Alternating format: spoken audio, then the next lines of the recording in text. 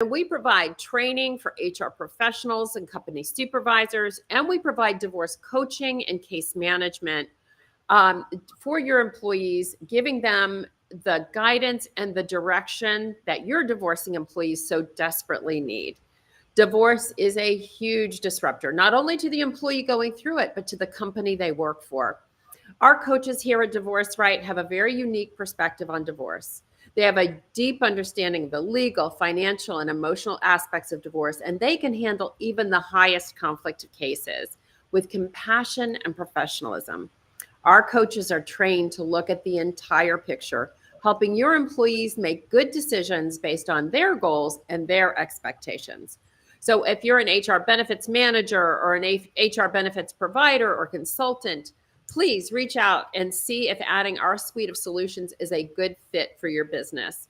And as a reminder, we have SHRM credits for SHRM members, and we'll be posting a link at the end of this broadcast so that you can grab those.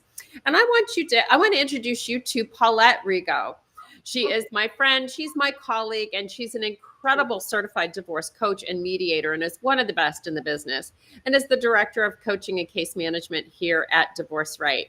And today we're going to talk about Divorce Month. January is Divorce Month. At least that's what they say. So we're going to be talking about that today, telling you what this kind of looks like for your employees that are going through it, and give you some resources on how you can support them through. Hey, Paulette. Hey, good afternoon, Vicki. I'm so glad that you're here. Happy New Year. This is our first time together since the beginning of 2024. And I know you are busy. We talked about that before we started this broadcast because, in fact, January is Divorce Month. Tell me what your thoughts are on why, and I'll tell you mine. Well, I see personally and professional the pattern, right? Personally, I remember going back many years ago, probably 17 or 18 years ago, thinking in my head, when would the optimal time be? Not that there is an optimal time, but what would a more optimal time be to have breached the conversation, to start to tiptoe into the cold water of having a conversation and doing a little bit of research. And I know myself, I would go through the calendar in my head and I'd say, that's not a good time because, or that's not a good time because, and well, we can't do it then, it's Mother's Day. And Day would be bad, and then we've got the kids' birthdays, and then the anniversary, and well, before you know it, it's New Year's Eve, and that just keeps happening. So there's a lot of traditions in families, and those are some things that are hard to break, right? We've got Christmas cards and family dinners and travel plans and all of those traditions. And dare I blame Hallmark, but you know, that image of the Hallmark holiday, right? And that's everything from, goodness, you know, Martin Luther King to New Year's Eve. There's a holiday if Hallmark had its way, there'd be a Hallmark every day of the week. And now we even have calendars where it's National Blank Day and National Blank Day. Everything's a day. So there's always going to be a reason why we put it off. But I do find that the pattern is that in the head of most people, that Thanksgiving and Christmas are the holidays or the traditions that not going to happen. So as soon as you start to think about, okay, Thanksgiving dinner's over, Christmas is over, we've got the new year, all of a sudden it's a brand new calendar, right? We all get the whole new empty calendar where there's nothing on it, and we think, oh, this is the year, right? This is when I'm going to break free. And I'm always more reached out to usually the end of December all the way up until April or May. Then it gets more heavy. So those are really the patterns that you see: holidays, family traditions, travel, and there's this shift. New year, fresh start, and I can't go one more year. Right, absolutely. Same trajectory, or shall we say Groundhog Day, right? Where Absolutely. we live in. And so to your point, I just was on Google Trends today because I've done this in the past. I've had this, I was lucky enough to have been quoted for a New York Times article a few years back on this very thing. And I did, I used a graph from Google Trends in that particular time. So I wanted to check it again this year just to see. So I just did that before this call. And you're absolutely right. It starts, the trend downward starts right around, believe it or not, Halloween. Because I think that, to your point, is really the beginning of the kickoff for the holiday season, right? You've got November and December. Particularly if you have small children. Right, 100%. And I think that a lot of this is based on children. And I believe that, divorce is seasonal. If you guys don't, if you've never heard this before, why would you? As an employer, it's really important for you to know this month is the biggest search term for the word divorce. Now, that doesn't mean that it's the biggest season, but it is the biggest search for the very reasons that Paulette was talking about. We have gone through, it was very quiet during those holiday months if you look at the graph, it starts a couple of days before Halloween. On Halloween, it's nothing. There's like no searches almost. And then it starts to, kind of levels off, there's still a few, it's still kind of level. And then when you hit January, the tradition with Google is that it's the Monday after New Year's. Now this year, New Year's was on a Monday, but it tends to be when people go back to work, when the kids go back to school. There are really 3 seasons. There's the season that we're in right now, and we'll talk about how to handle that. There's another season in May, and then another season in August, September. And I believe that it has to do with kids going back to school or coming out of school. In May, the kids graduate, okay, I'm out. Let's get this done. And then when the kids go back to school, it's okay. The kids are away. The kids are out. I can focus on this a little bit more. So summer tends to be a little bit more on the quieter side, not necessarily super quiet, but quieter. And then the holidays for those very same reasons. But so let's just assume you're an employer and you've got some people that might be going through a divorce. What do you think that might look like to them, to the employer that is sitting there looking at an employee that may be experiencing divorce? What does that look like to the employer? What does the employer see?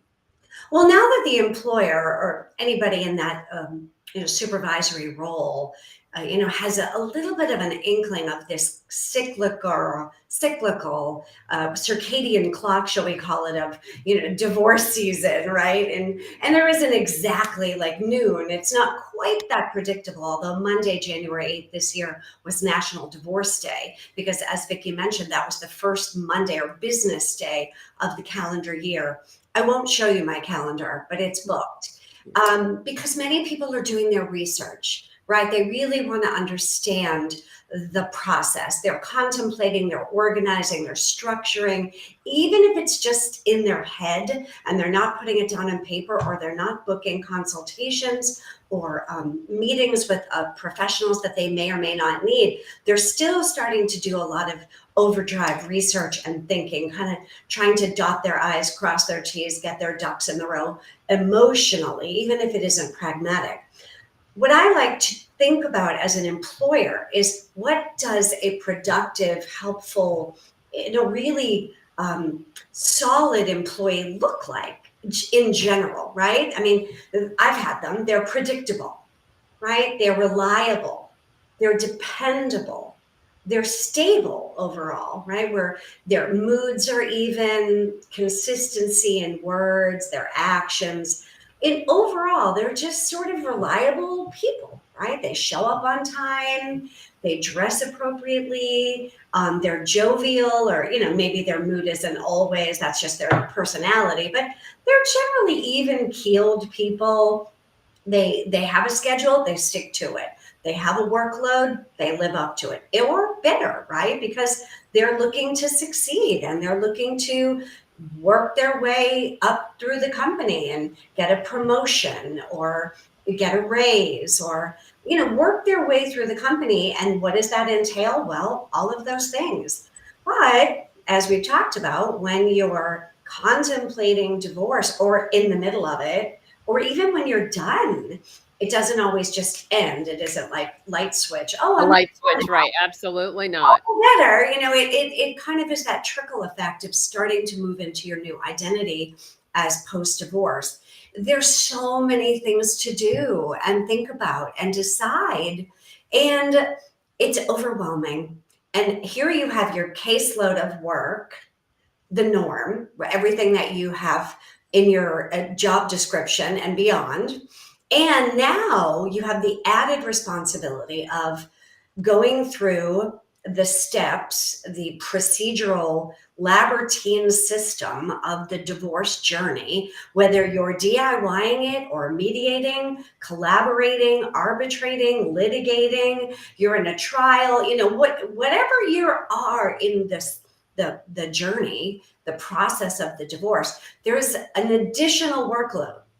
So traditionally, you've got your workload and your family, and you've got your whole life is kind of down to a science.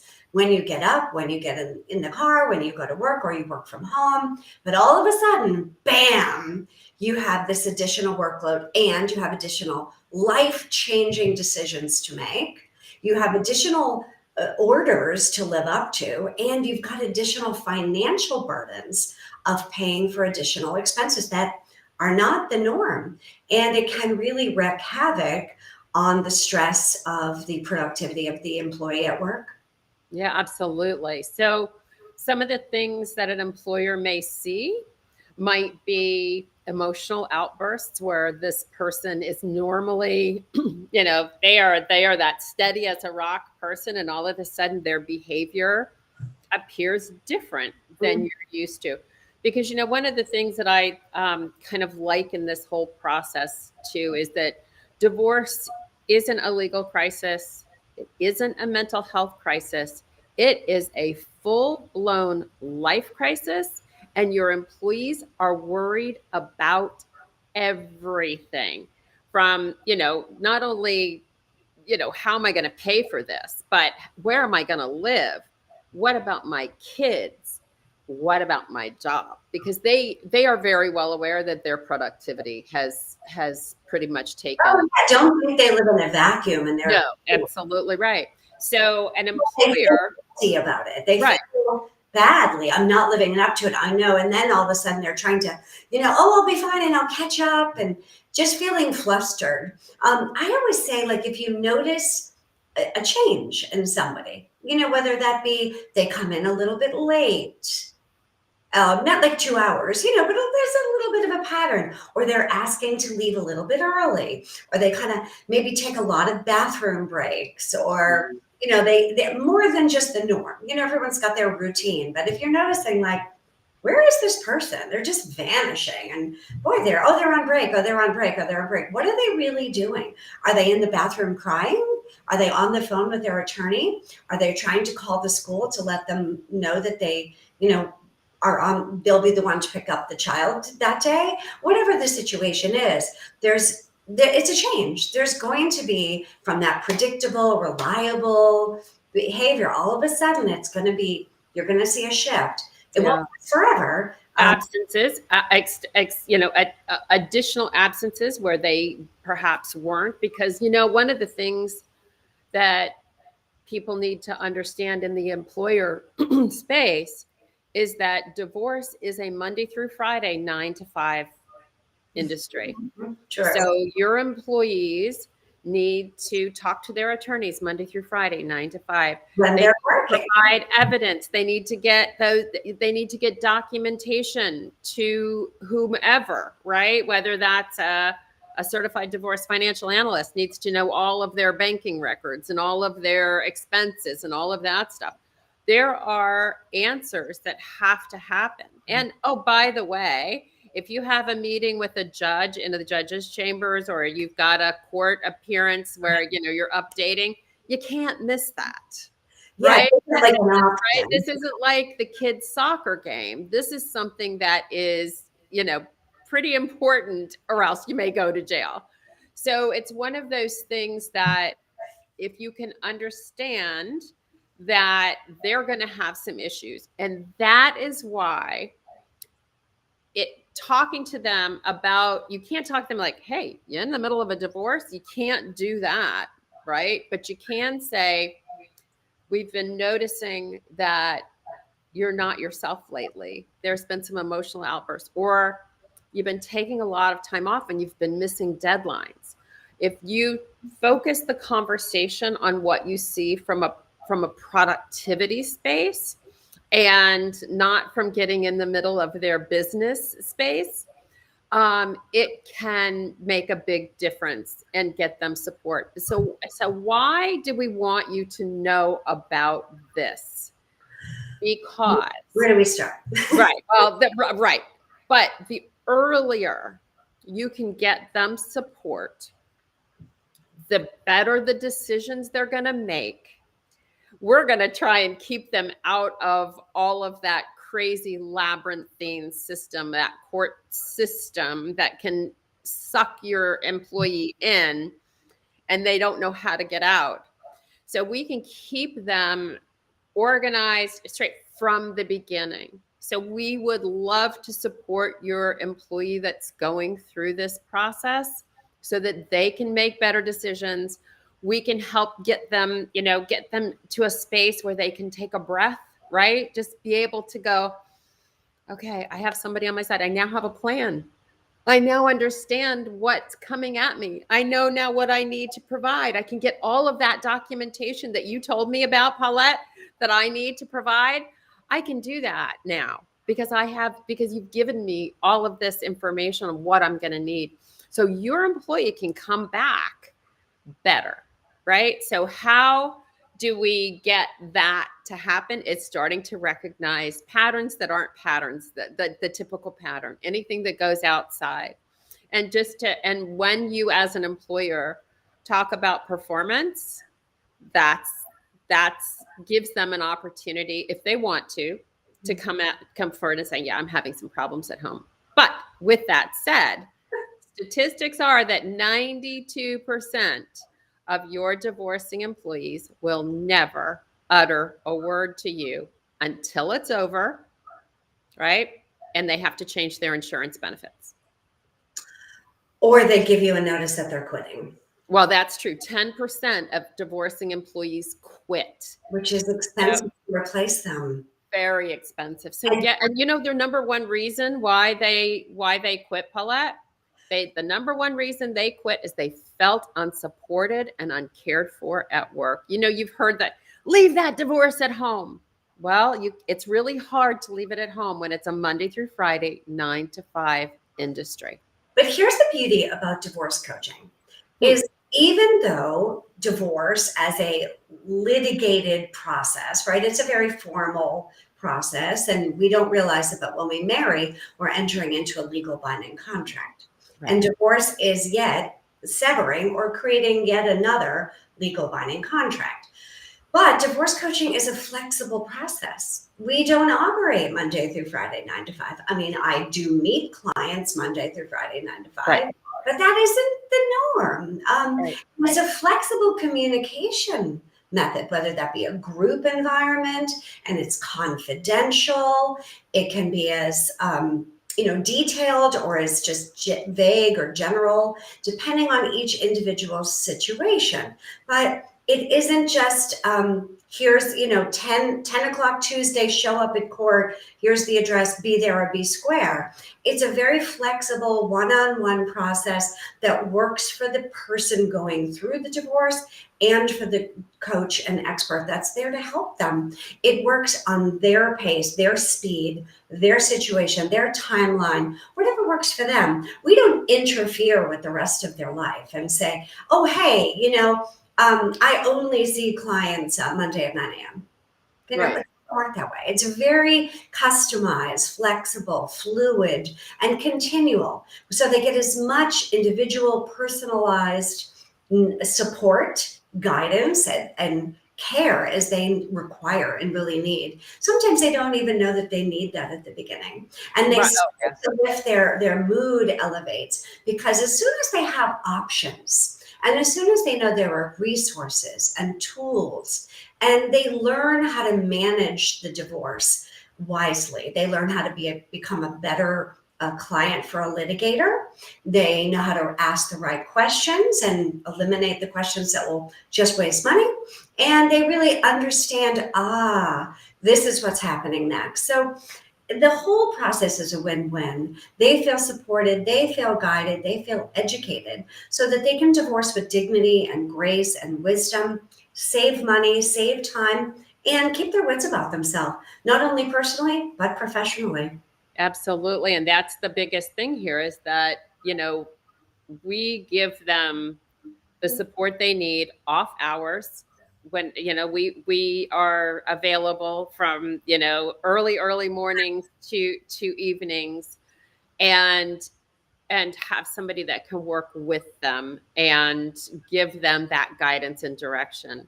So if you are an employer and you start to notice that somebody's having some really bad days, and it is impacting their work, um, reach out to us. We may have some really reasonably affordable options for your employee to go through this process. And what we give you in return is a focused, happy, and loyal employee that's ready to come back to work after they've taken a breath, because they have a plan and they have support during the second most stressful life event of their lives, second only to losing a spouse.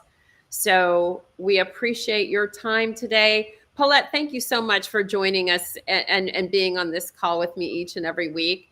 And I look forward to talking next week. We're going to be talking about this same process, about how you can better support your employees that are going through a really big life crisis. So I want to thank you, Paulette, and I want to say goodbye for now. We'll see you all next week. Bye for now.